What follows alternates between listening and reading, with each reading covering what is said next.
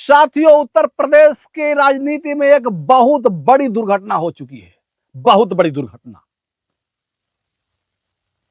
इस दुर्घटना को जानने के बाद हम तो लगातार हंसते ही जा रहे हैं। बहुत भारी दुर्घटना है, बहुत भारी। भाई, इसका खमियाजा हमें लगता है कि मुख्यमंत्री आदित्यनाथ योगी जी को भुगतना ही पड़ेगा। और भुगतना क्यों पड़ेगा? आखिर बात क्या है, आखिर हुआ क्या है, आखिर कौन सी दुर्घटना घटी है? यह दुर्घटना जान करके आप भी हंसने लगेंगे, आप भी हंसेंगे।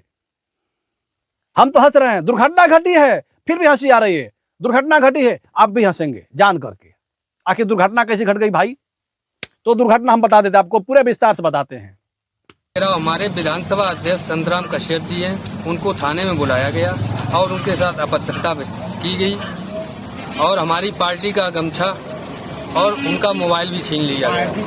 दुर्घटना ये घटी है कि उत्तर प्रदेश का एक फर्रुखाबाद जिला है और फर्रुखाबाद जिले के एक सुभाषपा के विधानसभा प्रभारी संतराम कश्यप विधानसभा प्रभारी हैं सुभाषपा के। कौन सुभाषपा? वही सुभाषपा जिसके मुखिया उत्तर प्रदेश के सबसे पावरफुल दूसरे नंबर के आदमी हैं। इस देश में सबसे बड़ा पावर कहां है? प्रधानमंत्री जी और गृह मंत्री जी के। उत्तर प्रदेश में सबसे बड़ा पावर कहां है? मुख्यमंत्री योगी आदित्यनाथ जी के यहां। कल आपने देखा कि मुख्यमंत्री जी बैठ करके ओम प्रकाश राजभर को शपथ दिला रहे थे। सबसे पावरफुल का दूसरा नंबर अगर आदमी कोई है तो उत्तर प्रदेश का ओम प्रकाश राजभर है। वही ओम प्रकाश राजभर जिसने अपने आप को अभी 2 दिन पहले गब्बर बताते हुए पूरे प्रदेश के सभी राजनीतिज्ञों को डराने की कोशिश किया। जितने विपक्ष के लोग हैं सबको डराने का कोशिश किया।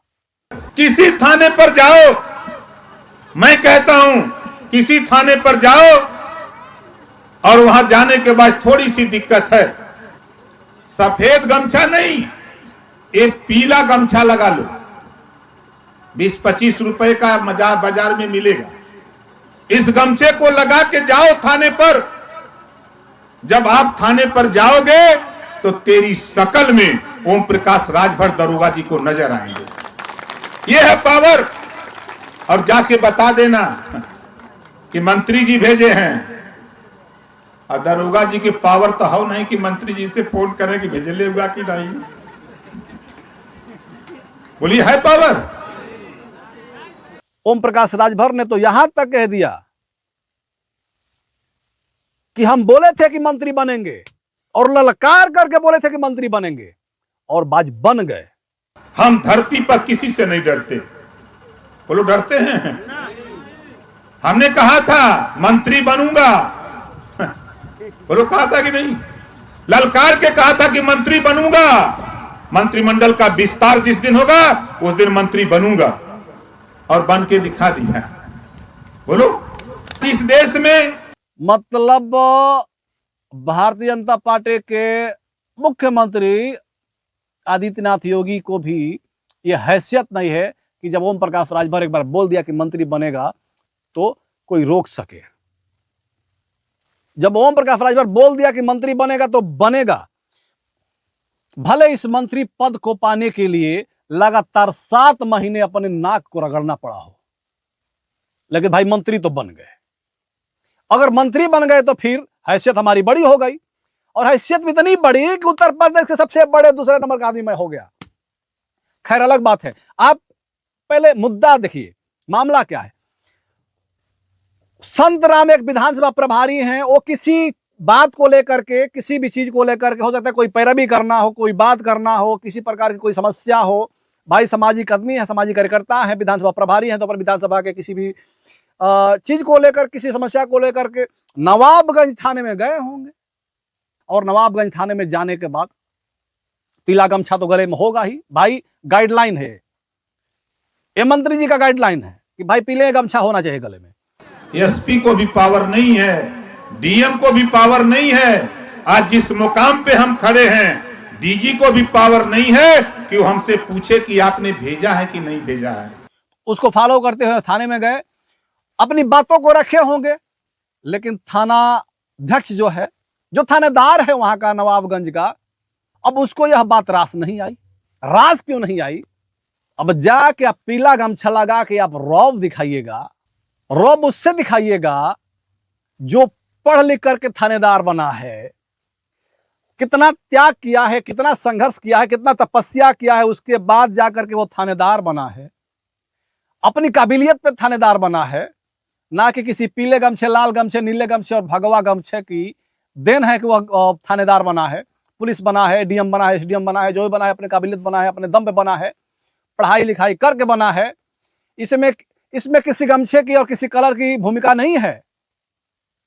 तो जब उस प्रभारी ने वो अपना पीले गमछे का रौब दिखाया होगा तो थानेदार जो है उनका गमछा उनके गले से पकड़ के खींच लिया और बोला कि होश में रहो, नहीं तो हम होश में करने का भी तरीका जानते हैं। उसके बाद जब प्रभारी साहब ने किसी को फोन लगाने की कोशिश किया, मोबाइल निकाल करके, अरे भाई पावर हमारे पास है, हमारे मंत्री जी हैं, अभी नए नए मंत्री बने हैं, गब्बर मंत्री हैं, और उनका कहना है कि थाने में जाओगे तुम्हारे चेहरे पे हमारा चेहरा नजर आएगा। फिर इस थानेदार को समझ में नहीं आ रहा है कि हम कौन है, हमारे गले में गमछा नहीं दिख रहा है। फिर इस थानेदार को समझ में नहीं आ रहा है कि हम कौन है, हमारा गमछा छीन लिया। और जब थानेदार साहब ने यह देखा कि मोबाइल निकाल किसी को फोन करने वाला है प्रभारी, तो थानेदार साहब ने उसकी मोबाइल भी छीन लिया। अब तो भाई औकात समझ में आ गई होगी प्रभारी साहब को। अब हमको लग रहा है कि उसके बाद वो प्रभारी साहब बिल्कुल शांत पड़ गए होंगे और अपनी गुहार धीरे धीरे लगाते होंगे, लेकिन उनकी एक नहीं सुनी गई। उस थानेदार के द्वारा, उस थानाध्यक्ष के द्वारा, वहां से उन पुलिस कर्मियों के द्वारा गाली दे करके वहां से नवाबगंज थाने से उनको खदेड़ दिया गया। उसके बाद और भी कार्यकर्ता उनके पैरवी में गए, उसी सुभाषपा के और कार्यकर्ता फिर गले में वही पीला गमछा लगा करके और भी कुछ कार्यकर्ता वहां पे पहुंचे, उनके साथ भी खेला हुआ। उनका गमछा नहीं छीना गया, उनका मोबाइल नहीं छीना गया, लेकिन आपको एक वीडियो दिखाते हैं, इसको देखिए। और हमारी पार्टी का गमछा और उनका मोबाइल भी छीन लिया गया। ये पार्टी के बारे में उन्होंने बहुत अपत्रवा यहाँ टिप्पणी की है, और हम जब थाना अध्यक्ष से बात करने आए हैं तो उनकी भी भाषा गलत निकली। इनको जो है पुलिस के द्वारा बुला करके अभद्रता की गई। पार्टी का एक अंगोछा है जो हमारा पार्टी का सम्मान, मान सम्मान है, इसको जो है इन्होंने छीना गया उनके हाथ से और गले से उतारा गया, जो मोबाइल छीना गया। दूसरी चीज ये कि अभद्रता की गाली गलौज किया गया। गाली गलौज करने का कारण क्या था? खेला इन लोगों के साथ भी हुआ। तो ओम प्रकाश राजभर का जो दावा था कि हमारा पीला गमछा लगाकर कोई भी थाने में जाएगा, तहसील में जाएगा, जिला पे जाएगा तो हमारा काम हो जाएगा, उसका काम हो जाएगा, और उसके चेहरे पे अगर गले में पीला गमछा है तो ओम प्रकाश राजभर किसी भी अधिकारी को नजर आएगा। लेकिन ये सब कुछ पलट गया, सब कुछ उलट गया। जिस प्रकार से ओम प्रकाश राजभर अपने बातों से उलट पलट जाते हैं, उसी प्रकार से इनका ये भी दावा उलट पलट गया। इस पे ओम प्रकाश राजभर का रिएक्शन क्या होगा, उनका एक्शन क्या होगा, ये आगे देखने की बात है। लेकिन साथियों, ओम प्रकाश राजभर के जितने कार्यकर्ता साथी हैं, हम सभी से आग्रह करेंगे कि भाई देखिए, आप लोग, ठीक है, सब अपने अपने नेता के पीछे चलता है, अपने अपने नेताओं का बात मानता है, लेकिन कम से कम इतनी समझदारी रखो कि हमारे नेता जो कह रहे हैं वो सारी बातें सही नहीं कह रहे हैं। भाई सारी बातें वह नेता सही नहीं कह रहा है, तो हम अपने बुद्धि से भी कुछ काम कर लें। ठीक है, हम नेता की बात मानेंगे, नेता की जय जयकार करेंगे, नेता का झंडा ढोएंगे, जय सुहलदेव के नारे से पूरा प्रदेश को गुंजवा देंगे, लेकिन दिमाग भी तो अपना लगाएंगे कुछ साहब, हैं? बताइए। और नहीं लगाएंगे तो फिर ये हाल होगा, बेइज्जत होना पड़ेगा आपको जाकर थाने में। खैर, आप सभी को यह वीडियो कैसी लगी हमें कमेंट करके आप लोग बताने का प्रयास करिएगा। और इस खबर की पुष्टि हम और हमारा चैनल नहीं करता, बल्कि हमने इसे मीडिया के एक चैनल पे देखा, चलते हुए देखा, और देख करके हम भी इस खबर को आप सभी के बीच में प्रस्तुत करने का प्रयास किए। इसी के साथ हम इस वीडियो को खत्म करना चाहते हैं। और आप लोग हमारे यूट्यूब चैनल पर अगर देख रहे हैं तो हमें सब्सक्राइब करिएगा, और अगर हमारे फेसबुक पेज पे आप देख रहे हैं तो हमारे फेसबुक को भी फॉलो करने का कृपा करिएगा। जय हिंद, जय भारत।